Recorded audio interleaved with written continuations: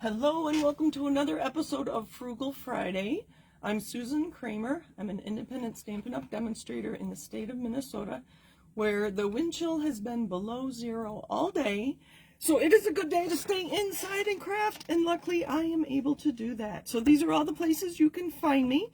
If you're shopping for Stampin' Up! Products, I go by northstarstamper.stampinup.net. I have my own personal website, and check that out. I've been adding 3 inspirational blog posts every month. Well, I just started the 3. So on the 10th of every month, I have a simple project. On the 17th of every month, I have a birthday card.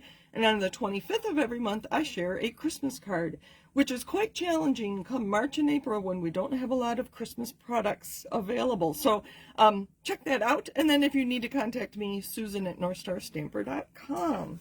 So today we are talking about scraps. So when I have scraps about this size, I never know what to do with them. I could use that as a layer.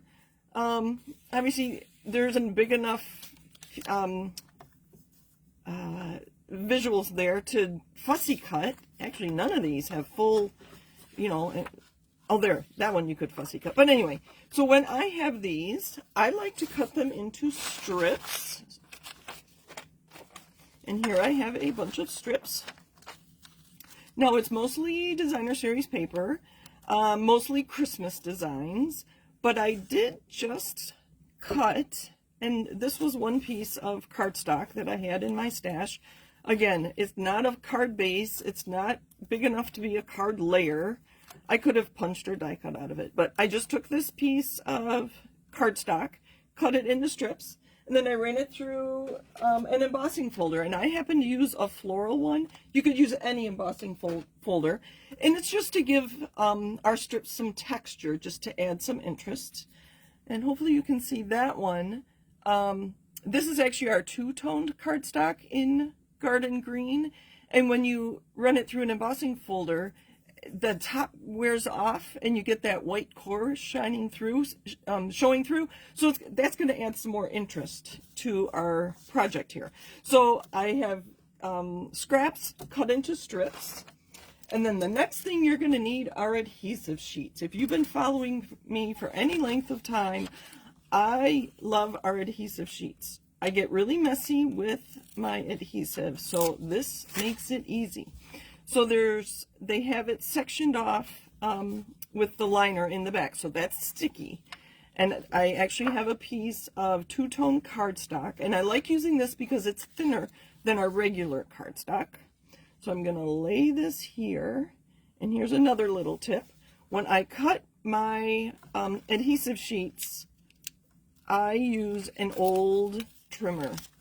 I don't want that adhesive getting on my current good newer trimmer, and making a mess of it. So that I like to get good cuts when I use my trimmer. So I use an old trimmer, or an old pair of scissors would work as well. So there I've added piece of adhesive sheet to a thinner card layer.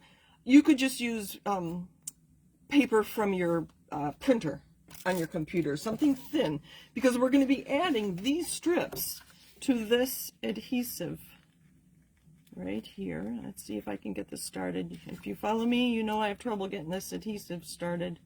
Me and adhesives. All right, which is funny because Tony retired from 3M and worked in adhesives his whole career, most of his career. Okay, so I'm going to fold this back and just hold this, and then I'm going to take, I know that's the same color, and line these strips up on that adhesive. And I'm just going to mix and match. Not all of these are 4 inches, but you get the idea. And I'm going to use different colors. Maybe here. Let's try this one. Oh, here's some green stripe. This is one of our Christmas designer series papers. I won't do this whole sheet because it'll take too long. I like these videos to be quick. So I'm going to put some cardstock down there, some printed cardstock. Oh, this one's pretty. With our stripes. Looks like a candy cane stripe. And you just go on, fill up this whole sheet. And you get the idea. So see how the different colors, the different widths, the different textures. So use a variety of things on your adhesive there. I'm going to close that up and move that out of the way. And then you will have a sheet like this. Obviously there's a variety there. So you can look at, again, variety of widths, textures, colors, whatever. And then I used a die to die cut a Christmas tree. And this is not my only one. I had several. And then I put it on a card. Isn't that cute? So that's an idea for your strips. I have another one here where I used another piece of the two-toned cardstock. And these are from the Bright and... oh, no, I already forgot the name of it. Bright and Beautiful. This was designer series paper and Memories and More cards. So you can, again, use whatever papers you have. If you only have a few, but you need some more designs, stamp on a piece of cardstock and cut that into strips. And so, oh, here come all the ideas, right? So I die cut a happy birthday out of my stripes. And there's that one. I have another one here. I put it on a lighter cardstock, and that one's hard to read. That one says feel better soon. So you can use detailed dies. So I have a note here, and I didn't do it with these two dies, but I would put another piece of adhesive sheet on here before I die cut these detailed words, and then adhere that to the shadow die. So I forgot to do that on those, and I used my stylus to add bits of glue, liquid glue, to the backs of those. So here are some ideas for these cards. This is what I would call the easy button. These cards are now retired, but if you have a pre-printed card, here, look at that. Isn't that cute? Or here's another one. This is note cards and envelopes. So you could put this here. Oh, sorry, that's upside down. Oh, this way. And a happy birthday. Add some gems, and you have a great little quick card. Here's some more. This is retired. I don't know if these are still available. The designer series paper is still available. I checked this morning. But look at all these ideas. Oh my gosh.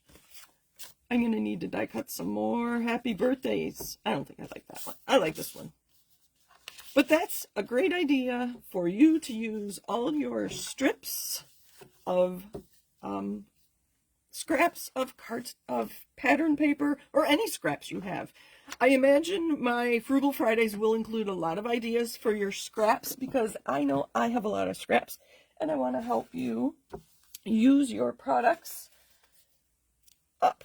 So thanks for joining me. Happy Friday, and join me again next Friday for another episode of Frugal Friday. Bye.